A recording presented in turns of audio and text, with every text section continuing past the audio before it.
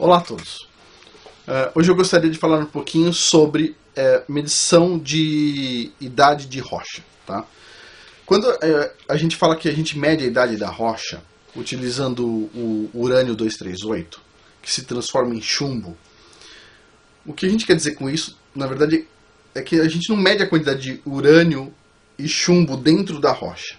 A gente mede a quantidade de urânio e chumbo dentro de um mineral chamado zircão, que fica dentro da rocha. Ou seja, quando a rocha se formou, esse mineral zircão permitiu entrar urânio lá dentro, e esse urânio vai se converter em chumbo dentro desse mineral, e utilizando a relação entre o urânio e chumbo lá dentro, a gente vai conseguir saber qual que é a idade desse mineral e, portanto, a idade da rocha. Bom, qual que é o problema disso? Número 1, a gente tem que aceitar que esse mineral zircão, ele recebeu urânio, o urânio entrou lá dentro, mas não entrou nada de chumbo. Porque se entrar o chumbo dentro junto com o urânio, quebrou o método. Tá?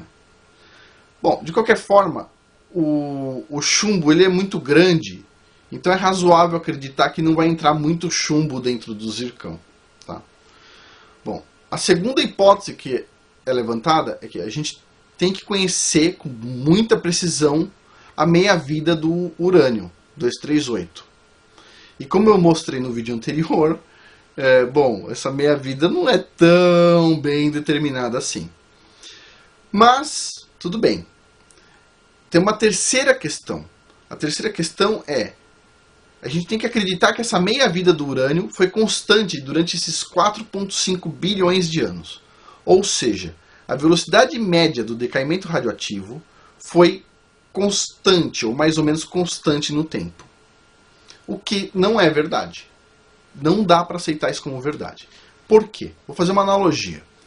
Vamos supor que essa linha do tempo de 4 e pouco bilhões de anos fosse uma linha imaginária ligando o Oiapoque ao Chuí, os dois pontos mais extremos do Brasil.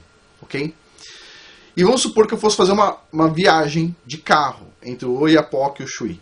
E eu quero saber a velocidade média do carro desse trajeto. Se eu souber se eu conhecer todo o trajeto, fizer todo o trajeto, eu vou falar, bom, em São Paulo eu consegui andar mais rápido, a 100 por hora, por exemplo, no Tocantins eu tive que andar a 50 por hora, no Pará eu tive que andar a 20 km por hora, e assim vai. Eu saberia qual que é a velocidade em vários pontos dessa linha. Agora, eu também poderia utilizar a velocidade média para fazer algumas contas. Seriam não tão precisas, mas ainda assim seriam válidas. Então eu pegaria todo esse percurso e saberia a velocidade média desse percurso. Bom, só que a gente não tem como fazer isso. Não tem.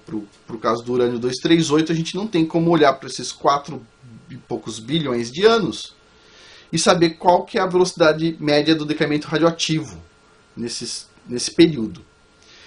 Bom, usando a analogia da minha viagem entre o Oiapoque e o Chuí, se eu utilizasse a velocidade média do decaimento radioativo se eu observasse, tá, durante 1000 anos, seria o equivalente a eu calcular a velocidade média da minha viagem entre o Oiapoque e o Chuí, utilizando apenas 1 metro do percurso. Ou seja, meu carro andou 1 metro, uma velocidade lá, por exemplo, de 1 km por hora, nesse 1 metro, e eu vou extrapolar isso para todo o percurso. É óbvio que isso não está correto. É óbvio. É simples de entender. Agora, se a gente fizesse uma medida de 1 ano apenas, tirasse a velocidade média do decaimento radioativo durante 1 ano, seria o equivalente a calcular a velocidade média do meu percurso entre o Oiapoque e o Chuí, utilizando apenas o primeiro milímetro da viagem. O primeiro milímetro da viagem. Ou seja, liguei o carro fez isso aqui, e eu vou falar, bom, o carro andou 0,01 milímetro por hora, sei lá. E aí eu vou falar, bom, então eu vou fazer esse trajeto utilizando essa velocidade. Vocês percebem como é complicado acreditar que a velocidade do decaimento radioativo do urânio foi a mesma durante todo esse período enorme? Bom, essa é uma falha. De qualquer forma, esse urânio que está lá dentro do zircão, ele realmente se converte em chumbo, tá? e ele libera com isso um núcleo de hélio, tá? Ele libera hélio lá de dentro, tá? Esse hélio escapa das rochas e ele consegue ir para a atmosfera. Se nós só sabemos quanto tem de urânio nas rochas e a gente sabe o quanto que tem de hélio que foi fabricado nesse decaimento do urânio nas rochas, e a gente também sabe qual que é a velocidade de escape desse hélio para a superfície, e a gente consegue medir a quantidade de hélio na atmosfera, a gente consegue estimar quantas conversões de urânio para tório e etc. até chegar no chumbo houve. E o que a gente observa na nossa atmosfera terrestre é que a gente só tem 5 partes por trilhão de hélio. Se a gente utilizar isso no mesmo modelo que o pessoal usa para calcular a idade da Terra, em 4,5 bilhões de anos, nós vamos chegar, na verdade, utilizando o hélio, a gente vai chegar numa idade máxima da Terra em 6.000 anos. Então existe um paradoxo aí. A mesma metodologia te diz que a Terra tem 4,5 bilhões de anos e que a Terra tem no máximo 6.000 anos. A mesma metodologia. Bom, quem está certo? A gente não sabe explicar, na verdade a gente não, né? Os geólogos não sabem explicar por que está faltando hélio na atmosfera. Ué, se todo esse urânio converteu em chumbo, essa quantidade absurda de chumbo, tem que ter uma quantidade ainda mais absurda de hélio.